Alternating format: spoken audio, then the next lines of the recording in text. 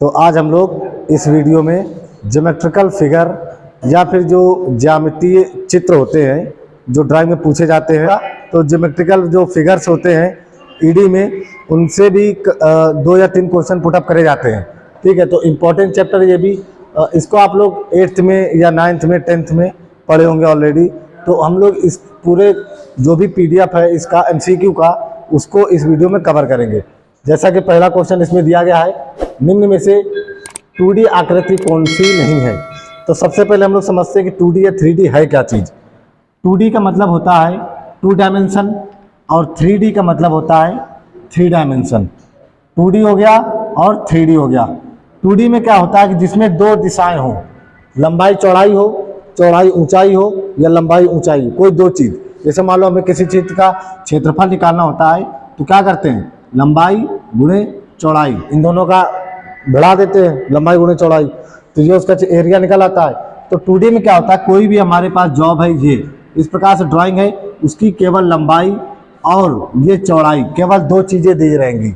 ये जॉब हमारे पास है कोई आयत, इसका चौड़ाई हो जाएगा और इसकी लंबाई, तो ये चीज़ें केवल दी होगी, वो जाएगा 2D में। जैसे मान लो 2D का एक एग्जांपल और है, सर्कल, सर्कल भी 2D में आता है, वृत्त। ठीक है, तो ये आ गया 2D में। अगला नंबर है इसमें 3D। 3D में क्या होता है कि इसमें 3 डायमेंशन होती हैं, लंबाई गुणे चौड़ाई गुणे ऊंचाई। तो इसमें क्या होता है, घन घना बेलन शंकु ये सब होते हैं। जैसे मान लीजिए हमारे पास है शंकु हो गया या फिर घन हो गया, इस प्रकार से ये सब 3D में है। देखो ये हो गई इसकी ऊंचाई, ये चौड़ाई और ये लंबाई। इसी प्रकार से इसमें भी आ जाता है। और इसमें एक होता है गोला, इस प्रकार से ये गोला टाइप का होता है। गोला याद रखना कि जो गोला होता है वो 3D में आता है और जो वृत्त सर्कल होता है वह 2D में आता है। ठीक है, तो ये तमाम चीज़ें हैं 2D और 3D का अंतर। तो वही क्वेश्चन यहाँ पूछा गया है कि निम्न में से कौन सा द्विविमीय 2D आकृति नहीं है। तो पहला ऑप्शन इसमें है वर्ग, स्क्वायर, इस प्रकार से होता है, इसमें लंबाई होती है चौड़ाई होती है। पंचभुज, इसमें भी लंबाई ऊंचाई, ये भी 2D में जाएगा। और आयत, ये भी इस प्रकार से, ये भी 2D में जाएगा। गोला हमने बताया था ये 2D में नहीं आता, ये आता है 3D में। दूसरा नंबर, न्यून कोण का मान होता है। न्यून कोण मतलब 90 से कम, कि जो कोण 90 से कम होता है, ये जैसे मान लो हमारा जो राइट एंगल बनता है इस प्रकार से, इसको बोलते हैं हम लोग राइट एंगल या समकोण। ठीक है, तो अब ये 90 डिग्री का है, इससे जरा सा भी कम हुआ, मान लो 85 हुआ, वो भी न्यून कोण में आएगा, या फिर 70 हुआ, वो भी न्यून कोण में ही आएगा। तो ये हो गया न्यून कोण। ठीक है, एक्यूट एंगल तो किसके बराबर होगा, कि 90 डिग्री के बराबर नहीं, ये समकोण में जाएगा। 90 डिग्री से बड़ा नहीं, 90 डिग्री से छोटा, ऑप्शन नंबर C आएगा इसका आंसर। ठीक है, क्वेश्चन नंबर 3, निम्न में से कौन सा न्यून कोण नहीं हो सकता। न्यून कोण नहीं हो सकता मतलब अधिक में जाएगा, तो 90 से ज़्यादा होगा। 60 न्यून कोण, 80 न्यून कोण, 75 न्यून कोण, 95 95, ये होगा, ये न्यून कोण में नहीं आएगा, अधिक पे जाएगा। अगला क्वेश्चन, निम्न में से कौन सा अधिक कोण है। बताया था 90 से प्लस पे 180 से नीचे, अधिक कोण कौन सा होगा इसमें, ये 150। याद रखना, अधिक कोण 90 से 180 के बीच में होता है, ना कि 90 या 180, ये दोनों नहीं होगा, ध्यान रखना। 90 को नहीं ले सकते हैं, 180 को काउंट नहीं करेंगे, क्योंकि ये जाएगा सरल रेखा में, 180 सरल रेखा में जाएगा, ये जाएगा समकोण में, राइट एंगल में। तो हम लोग क्या ले सकते हैं, 91 से 179, ये हमारा आ जाएगा अधिक कोण में। निम्नलिखित में से कौन सा पूर्ण कोण है। पूर्ण कोण मतलब पूरा हो गया कोण, कंप्लीट, खत्म। तो इसमें दिया गया 360, 90, 180, कोई नहीं। तो सर्कल मतलब पूर्ण कोण कौन सा होता है, 360 का होता है। जैसे मान लो हमारा ये है 180 ऊपर हुआ, 180 नीचे हुआ, 18 दूनी 36, ये पूरा बनेगा मिला करके 360 का। 360 पे आदमी पूर्ण हो जाएगा, एकदम बिल्कुल तृप्त हो जाएगा। तो 360 डिग्री इसका पूर्ण कोण कहलाएगा, पांचवें का ए नंबर। छठा नंबर, उस कोण को क्या कहते हैं जिस कोण का मान 180 से बड़ा तथा 360 से छोटा होता है। मतलब 180 से बड़ा रहेगा प्लस में और 360 से छोटा रहेगा, तो उसको क्या बोलेंगे हम लोग? ऑप्शन जाएगा पूरा कोण, समपूरा कोण, बृहत कोण, इनमें से कोई नहीं। ये जाएगा बृहत कोण में। एक होता है न्यून कोण, एक होता है अधिक कोण। न्यून कोण थोड़ा सा 90 से कम, अधिक कोण 90 180 के बीच का, बृहत कोण मतलब बहुत बड़ा हो गया। जैसे मान लो हमारे पास ये था समकोण, इस प्रकार से ये था अधिक कोण, और बृहत कोण जाएगा ये इस प्रकार से, ये जाएगा बृहत कोण में। इसको बोलते हैं हम लोग सीधी लाइन को, ये सीधी लाइन ऐसे रहेगा, इसको बोलते हैं सरल कोण, सिंपल कोण। ठीक है, तो इस प्रकार से इसका आंसर आ जाएगा बृहत कोण, सी नंबर। हाँ, ये देखो क्वेश्चन नंबर 7, 7वें में क्या बोला गया है? वृत्त है, सर्कल क्या है? 2D, 3D, 4D या कोई नहीं? तो वृत्त बताया था 2D में आता है, गोला 3D में आता है। वृत्त, सर्कल, इन्हीं में क्वेश्चन यहीं से पूछा जाता है, वृत्त और गोले से ही, कि वृत्त किस में आएगा? 2D में आएगा। बाकी ये सब कुछ नहीं पूछा जाता, ये इंपॉर्टेंट उतना नहीं है। एक चीज़ याद रखना कि जैसे मान लो कोई 3D है या फिर कोई 2D है, तो 2D में हम लोग क्षेत्रफल निकालते हैं, ये याद रखना। लंबाई गुणे चौड़ाई क्षेत्रफल होता है, 2D में हम लोग क्षेत्रफल निकालते हैं, और 3D में जो भी आएगा उसका हम लोग आयतन निकालते हैं, वॉल्यूम, आयतन। इसका एरिया निकलता है 2D का, 3D का वॉल्यूम निकलता है आयतन। जैसे मान लो हमारे पास सर्कल है, सर्कल का कहीं कोई आयतन होता है? वृत्त का एरिया निकालते हैं हम लोग, क्षेत्रफल। जैसे इसका क्षेत्रफल हो गया, इसका क्षेत्रफल क्या होता है? पाई आर स्क्वायर, ये होता है क्षेत्रफल का फार्मूला वृत्त के। तो इसलिए जो आयतन में जाएगा वो 3D में जाएगा, जिसका आयतन निकालना होगा, और जिसका हम लोग क्षेत्रफल निकालना होगा वो 2D में जाएगा। क्वेश्चन नंबर 8, जिस कोण का मान 180 के बराबर हो उसे क्या कहते हैं? अभी बताया था 180 के एकदम बराबर होगा उसे क्या कहेंगे? सरल कोण। 9वां नंबर, निम्नलिखित में से द्विजु कोण की पहचान करें। द्विजु कोण सरल कोण को ही बोलते हम लोग, दूसरा नाम है जो सरल कोण होता है। जैसे सीधी लाइन है, ये पॉइंट रख के ये एंगल बना दिया 180 का, इसी को ही हम लोग ऋजु कोण बोलते हैं हिंदी में। तो इसका ऑप्शन नंबर आएगा बी। अगला क्वेश्चन, क्वेश्चन नंबर 10, बृहत कोण वाला ऋजु कोण का ये था बी नंबर, 180 वाले को ऋजु कोण बोलते हैं। 9वें नंबर में था 10वां क्वेश्चन, बृहत कोण। अभी बताया था जो बड़ा होगा वही उसका बृहत कोण होगा। देखो ये हो गया समकोण, ठीक है, ये वाला 90 डिग्री, ये समकोण हो गया। अब यहाँ पे बृहत कोण क्या होता है? जो सबसे बड़ा हो। ये एंगल ज़्यादा बड़ा है, ये जिसका 170 मान है, या फिर ये एंगल ज़्यादा बड़ा है जिसका 280 मान है। तो 280 वाला बड़ा होगा ज़्यादा, तो ये जाएगा बृहत कोण। बृहत कोण 180 से 360 के बीच में बनता है बृहत कोण। तो ये तो 170 है, तो 180 से कम है, तो ये बृहत कोण में नहीं जाएगा, ये किस में जाएगा? अधिक कोण में। ये हो गया अधिक कोण का, ये हो गया समकोण का, ये हो गया बृहत कोण का। Option number C. 11 नंबर, उस कोण की पहचान करें जो 90 डिग्री से अधिक तथा 180 से कम हो। अभी बताया था 90 से ज़्यादा, 180 कम, मतलब अधिक कोण। अब इसमें से पहचान करना है कि इनमें से कौन सा होगा। अब जैसे मान लो ये है, ये तो न्यून कोण में आ गया। अगर हम ऐसे लाइन खींचेंगे तो ये देखो, ये लगभग मान लो 15-20 हो गया, ये कुछ हो गया, तो ये न्यून कोण में जाएगा। ये क्या हो गया? ये समकोण में जाएगा। ये क्या हो गया? ये इस प्रकार से है। अब पहचान कैसे करेंगे कि कितना एंगल जा रहा है?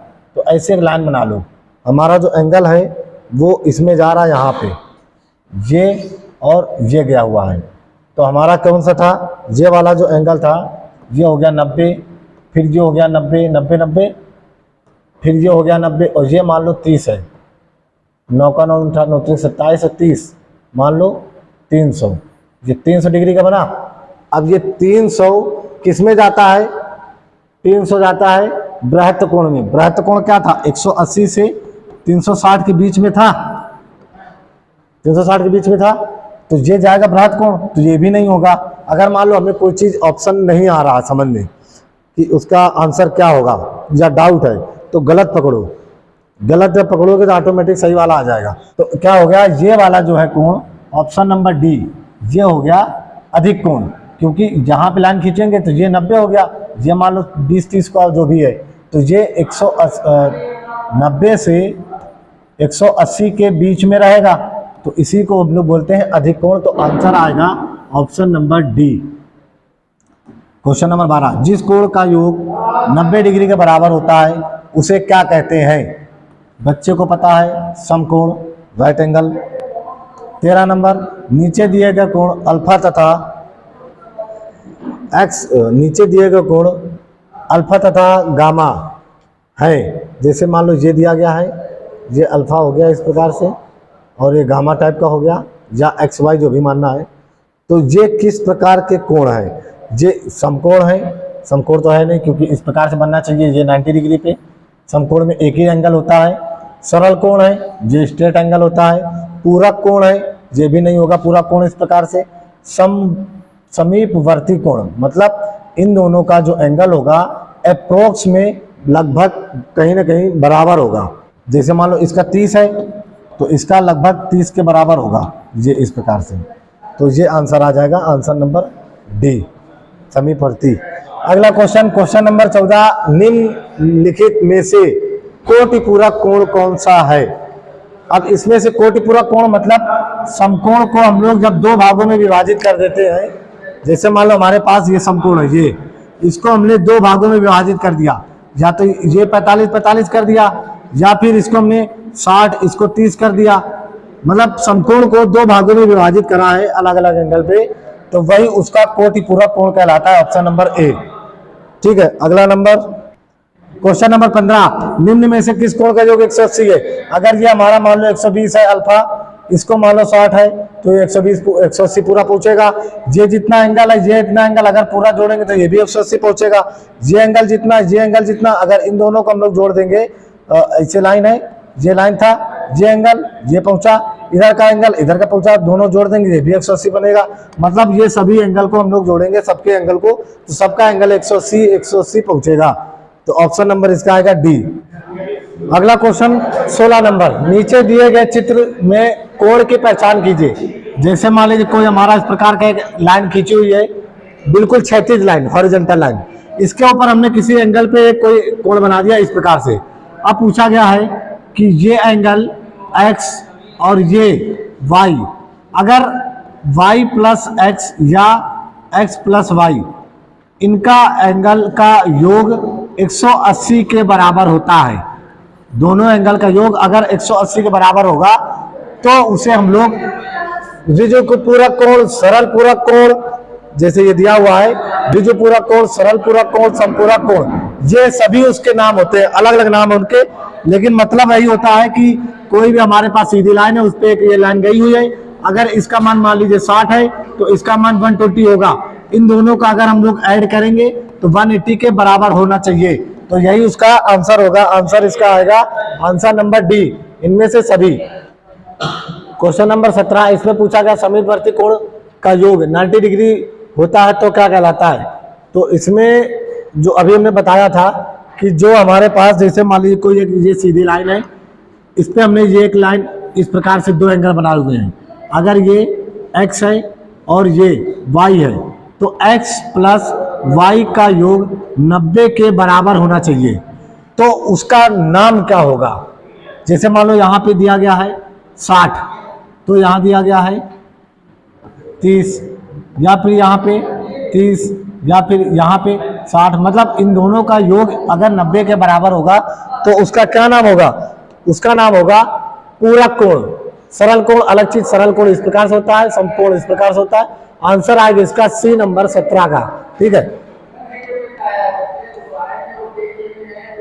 18 नंबर, जिन समीपवर्ती कोण का योग 180 होता है उसे कहते हैं। समीपवर्ती कोण का योग 180 होगा, जैसे अभी ऊपर बताया था, द्विजु कोण, संपूरक कोण, सरल पूरक कोण, ये तीनों नाम होते हैं जिनका कोण का मान ये दोनों मिला करके 180 बन रहे हो। 180 अगर बन रहे हो, ये तीनों नाम होते हैं। तो इस ऑप्शन में देख लो, अगर इन तीनों में से कोई एक ऑप्शन होगा तो ठीक है। तो इसमें देखो समकोण होता नहीं है, ये नहीं है। समपूरक कोण ये है, समपूरक कोण। सरल कोण होता नहीं है, ऋजु कोण होता नहीं है, ऋजु पूरक कोण होना चाहिए अगर इसको बोलेंगे तो 180 का अगर योग बना रहे हैं हम लोग, ये हमारे पास लाइन है, ये कोई एंगल है, x और y दो दिए गए कोण, x प्लस y इन दोनों का मान अगर 180 के बराबर आता है तो उसको हम लोग समपूरक कोण, सरल पूरक कोण, ऋजु पूरक कोण ये बोलते हैं। तो ये तीन नाम उनके अलग अलग है, ठीक है। क्वेश्चन नंबर 19, कोण अपनी माप के द्वारा जाने जाते हैं, कौन सा चित्र पुनर्युक्त कोण का है? इसमें ऑप्शन नंबर ए दिया गया है, ये देखो। पुनर्युक्त कोण होता है कोई भी एंगल, जैसे इस प्रकार से हमारा एक्सिस होता है चतुर्थांश, तो ये 90 का होता है, ये भी 90 का, ये भी 90 का और ये भी 90 का। हम क्या करते हैं, इस प्रकार से चलना चालू करते हैं ऐसे। तो जैसे मान लो हमने क्या करा, हमारे पास ये एंगल बना हुआ है, तो ये कौन से भाग में जा रहा है? तीसरे भाग में जा रहा है। ये तीसरा कोना गया, ये तीसरे भाग में। तो कौन कौन से भाग ये कवर कर चुका है? तो इधर वाला ये पूरा कर चुका, ये पूरा कर चुका। तो इसका पूरे का एंगल, ये एंगल, इसके बारे में यहाँ बात हो रही है। ये जो समकोण बना हुआ है, इसके ऊपर का जो एंगल बना हुआ है ये, तो इसके बारे में बात हो रही है। इसी को हम लोग बोलते हैं पुनर्युक्त कोण। ऑप्शन नंबर ए आएगा इसका आंसर। क्वेश्चन नंबर 20, नीचे दिए गए कुछ कोण के मान कोणों के सामने कि कौन सा कोण उसका नाम क्या है, ये मिलान करना है। समकोण 90 डिग्री हो गया, अधिक कोण 90 से 180 के बीच में सेकंड नंबर, 180 वाला हो जाएगा 30 नंबर का आ जाएगा। ये 30 डिग्री किसका है? न्यून कोण का मान लीजिए है, ये न्यून कोण हो गया। 300 ये बृहत कोण में जाएगा, इसमें इस प्रकार से हो गया। और ये 180 को हम लोग ऋजु कोण या सरल कोण जिसको बोलते थे, इस प्रकार से। तो ऑप्शन इसमें जैसे मिला लीजिए कि ए का पांचवा नंबर, ए का पांचवा नंबर कहाँ है? इसमें और इसमें है, पहले और चौथे में, इसमें भी है, मतलब ये तो होगा नहीं, चलो हटाओ। अब उसके बाद बी का जो 90 डिग्री था वो पहले में जाएगा। बी का पहले में किस में गया? इसमें गया है और इसमें गया है, ए और डी में गया, मतलब ये दोनों गलत हो गए, ए और डी। अब सी का देखो, सी का 130 का किस में गया? अधिक कोण। सी का अधिक कोण दूसरा नंबर किस में गया? इसमें, तो तीसरा दिया गया है, तो ये भी गलत, तो ये तीसरा। तो मतलब कुल मिला के आंसर जो आएगा ऑप्शन नंबर डी आएगा, इस प्रकार से, ठीक है। ऑप्शन नंबर डी आंसर आ जाएगा इसका। अगला क्वेश्चन, विषम बाहु त्रिभुज होते हैं, विषम बाहु, समबाहु, ये अलग अलग है, बताया था क्लास में। विषम बाहु त्रिभुज जो होते हैं जिनकी सभी भुजाएं अलग अलग होती है, मेजरमेंट तीनों का सेम नहीं होगा, तीनों भुजा, तीनों कोण बराबर होंगे, तीनों भुजा बराबर होंगी, दो भुजा बराबर होंगी। विषम बाहु इनमें से कोई नहीं, कोई भी भुजा इनके बराबर नहीं होती है, अलग अलग होती है। क्वेश्चन नंबर 22, उस त्रिभुज का नाम बताएं जिसकी दो भुजाएं बराबर हो। ये और ये, हमारे पास त्रिभुज है, उसका ये और ये बराबर है, दो भुजाएं बराबर है, मतलब क्या होगा आंसर? समद्विबाहु त्रिभुज। सम मतलब बराबर, द्विबाहु मतलब द्विभुजा वाला, तो समद्विबाहु त्रिभुज। क्वेश्चन नंबर 23, उस त्रिभुज का नाम बताएं जिसके तीनों कोण समान हो।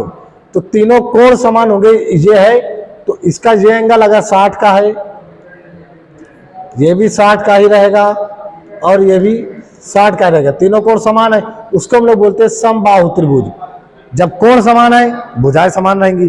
अब ये थोड़ी ना हमारे पास की, जैसे मान लीजिए कोण हमारे पास ये एक त्रिभुज है, ठीक है। अब इसकी भुजा मान लो 20 है, इसकी 25 है, इसकी 30 है, इनके कोण क्या बराबर होंगे?